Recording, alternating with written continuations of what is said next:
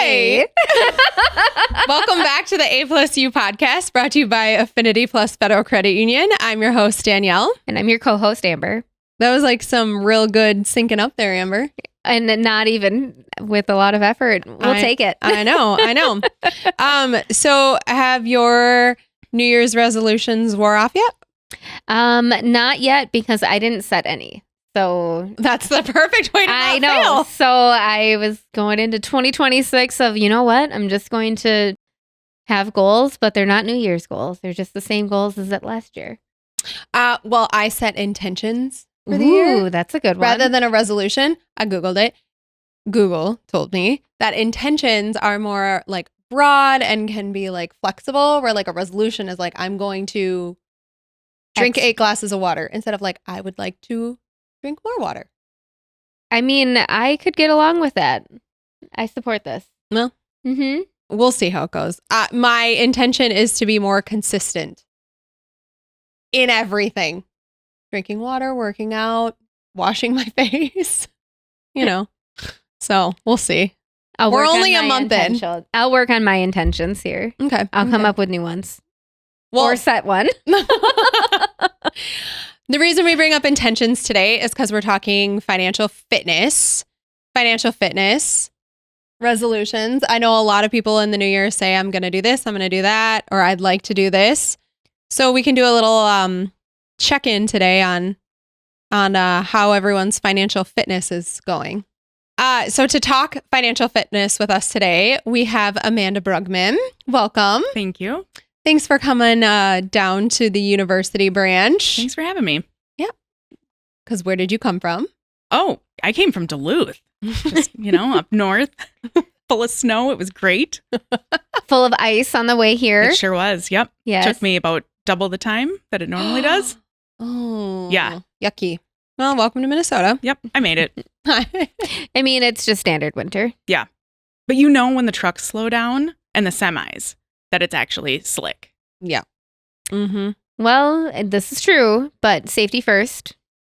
I didn't speed. I just putted along. Thus double the time. Yeah. Yes. Big fan of that.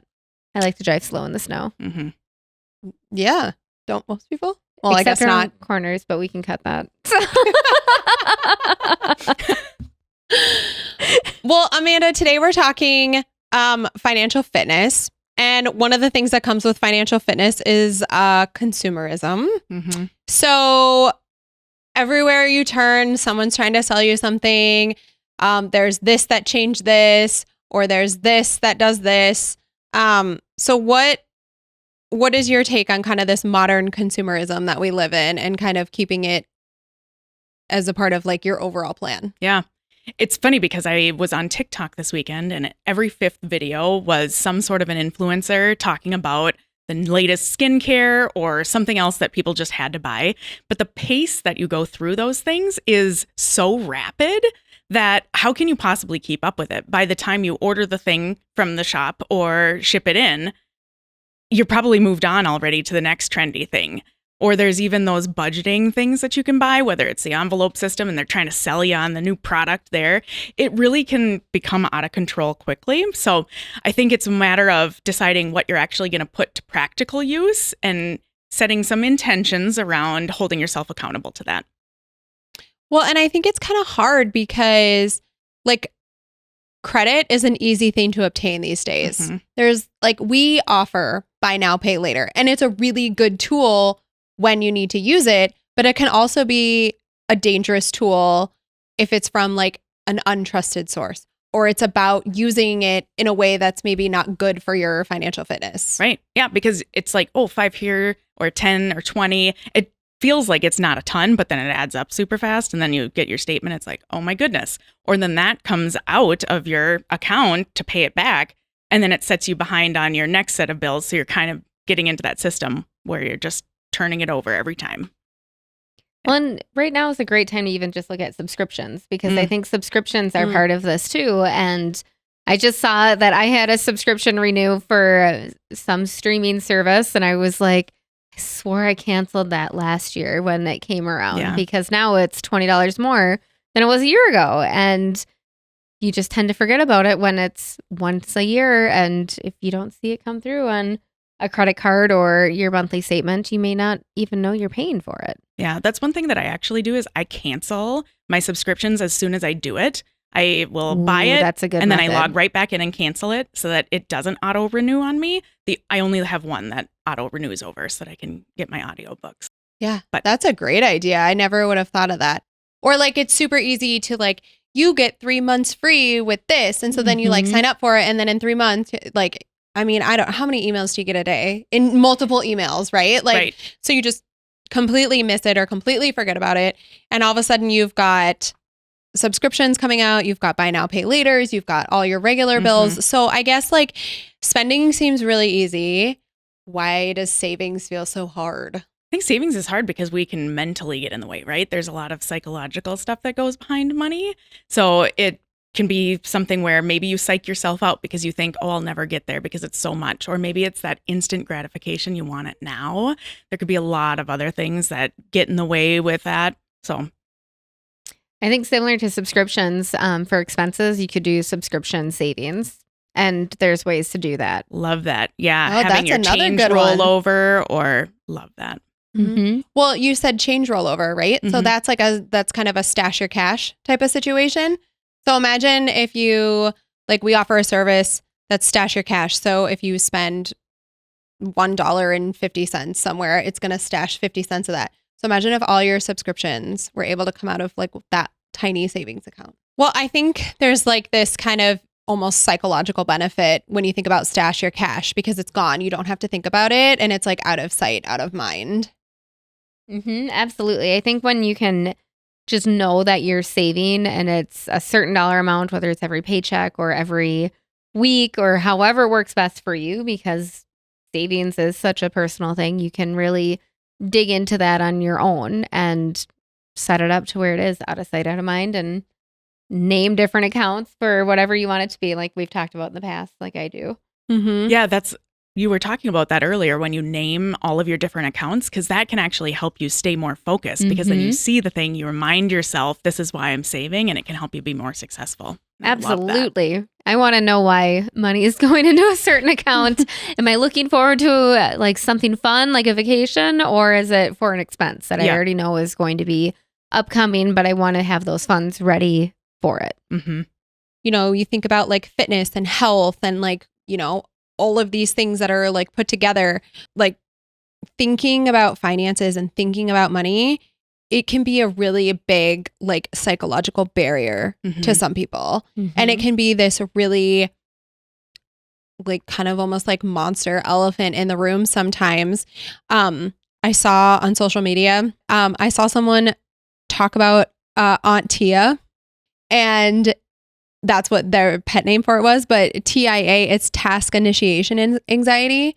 So like even starting the task of saving, like there's anxiety, like in setting it up is the task and the work that it takes to do it like more or too much rather than just like trying to do it. And like 100%, like I was like, oh my God, I feel so seen. Well, it requires decision making, right? Because you have to decide how far out are you going to go? How much do you need to save and so that you can spend it or whatever it might be, whatever those expenses might be that you have out there. It goes pretty far out and then you have to decide things. That makes me feel paralyzed sometimes. Like, yeah. Well, and sometimes taking that first step is the hardest step. Yeah. Truly, it really is. I mean, I will say this, like just I can like personal experience. Amber, like a year ago when you brought up the whole naming accounts, I was like, okay, I'm just going to set up a car savings. And I hit a deer a few weeks ago and I had to pay the deductible. I had to pay the deductible for my insurance for them to fix my car. And I was like, oh, no problem. I have a whole account for that. Done. Yep. And it was like set and like I might have had that money in like a different account or, you know, like saved in a different way. But the fact that it was like in that savings account, ready to go, all I had to do was pay it was such a freeing feeling. Well, and it just creates less stress in a moment that's already stressful. A car accident, whether you hit a deer, another car, something in the roadway, whatever it may be, those are stressful moments of just making sure, like, am I okay? First and foremost, physically, maybe mentally, as well as trying to figure out the financial pieces beyond that. Mm-hmm. Yeah. I like that too, because you don't have to have a goal in mind with that. You're just saving for the what ifs, because there's a lot of what ifs out there. So Right. Yeah. Like I need new tires this year. So now I'm, like I just have that account that I'm going to be able to like pay for my tires out of. Mhm. So it changes the way you think about things. It's not just a savings account, which sounds really silly and it sounds really trivial, but it really does kind of like reframe like how you're saving and what it's for and what it looks like.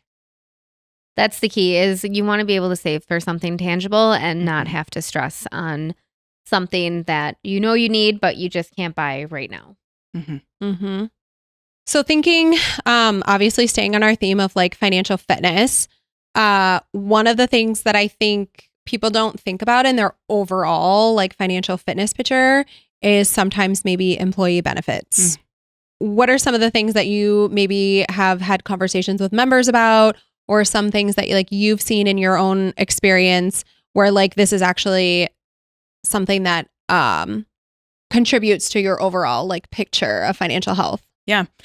I kind of look at it like leaving money on the table. You want to take a look at what's out there for you to take and then take advantage of it, right? So whether it's a retirement match, 401k, something like that. Maybe it's other benefits that you could get a discount on a gym membership or something, because you're still saving money by doing that, even though you're spending on something. And then there's tuition reimbursement. If you're going back to school, why not cash in on some of that and take advantage of it? There could be other wellness benefits out there. There could be insurance options, or even your HSA or other flex spending accounts, things like that. There's a ton of options. It's a matter of just looking through what it is. And that can kind of go back to what you were talking about, where sometimes it can be so big that we might be like, oh, I don't know, but just start somewhere. Set that little goal to just look into one thing and then keep rolling through.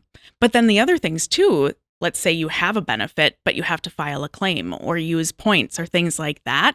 Make sure that you're actually using those. So set a reminder or whatever you want to do that works for you. But don't forget to actually do the thing to get the reward out of it. Do you feel personally attacked right now? Because I do. No, because I am in Amanda's boat of where I will always make sure I submit the claim. There is a form on my desk in my office to submit a form for my daughter's braces. They owe me money. That's leaving it on the table. Mm-hmm. So, we've been talking a lot about like leaving money on the table and how I've always made a habit of filling out reimbursement forms. Danielle's going to set an intention on it. It's going to be great. Yes, jot it down. It's important. But what are some other ways that you can build habits to create a savings or building wealth? Yeah. I think one of the biggest things is don't keep all your stuff in the same bucket, right? Yeah. So whether it's, you've got your retirement account that we talked about, maybe there's a benefit you can take advantage of there.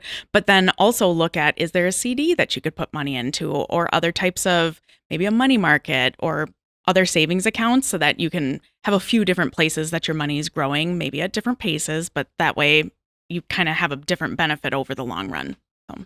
Yeah, because I think a lot of times people think of like wealth or like diversify. You're talking just like investments, but diversity doesn't mean like I'm speaking with a financial advisor. It means I have a savings account here. I have a money market. I have a CD. Like that's diversity with your money and with like building those savings and building that wealth, if you will.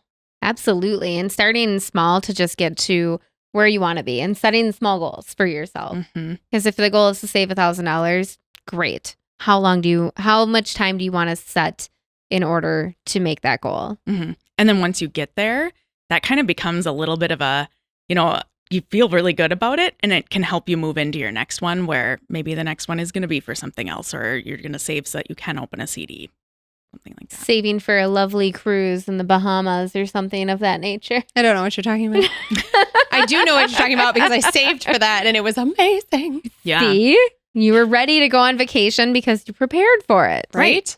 But that's one of the other things, is avoiding high interest debt. so that you're not putting a wonderful trip like that on maybe a credit card and having higher interests, and then you're paying for that and you're taking from yourself even more than the cost of what the trip would have been. Yeah, you don't want the vacation blues. You want to enjoy it. Yeah. A great vacation is always a paid for vacation. I like that. It's like girl math. I paid for this like a year ago. Exactly. I can buy a whole new one now. Oh my gosh. My husband loves it when I bring up girl math. I thought that was just math. No. I mean, it's kind of like chicken math, right? You've got one chicken and then 2 chickens, but then you need more chickens because you're not getting enough eggs, and all of a sudden you have 24 chickens. I don't have that issue. No? I'm with you. Recovering farm girl, so. I love that, though.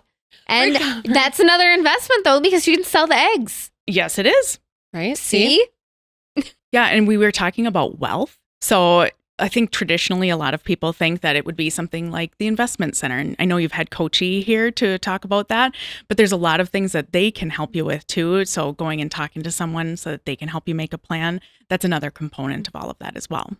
Absolutely. I think finding someone that you trust, whether it's going online and finding a trusted resource like our website under our Learn tab, or going to an investment advisor such as Coachy or another person in that. I mean, education is something that will only help you in this area. Yeah, absolutely. And when you've got a person, it helps you stay accountable to it. And it'll even take you from different life phases. I think that's the other part too, because you're not going to always be the same. So it's not a one size fits all, and they can help you kind of adjust as you go through.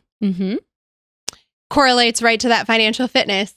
You got a personal trainer. That's right. You've got like a personal financial advisor. I love that. I do love that. Yeah. You're welcome. Well, Amanda, thank you so much for coming by and talking us through this. If you want to learn more about financial fitness and more about just kind of overall financial health, the rumor is you're going to be doing a little bit more education on this. Yeah, we are. We're going to do a webinar on Tuesday, February 24th at 6:00, and you can register on our website. So it's going to be a lot of fun, but we're going to talk a lot of financial fitness. So be prepared. Can't wait. I know. It's going to be fun. You're like, be prepared. I'm like, should I be nervous? No, it's going to be fun. No, it is going to be fun. Okay. It's going to be super fun, but like you have to prepare for the fun. Okay. Everything Amanda does is fun. It is really, honestly. I have a reputation, I see. Well, again, thanks so much for coming down from Duluth and joining Amber and I here today. It's always a pleasure to hear all the great advice that you give to our members and to just everyone in general. Well, thanks for having me. It was a lot of fun. Awesome.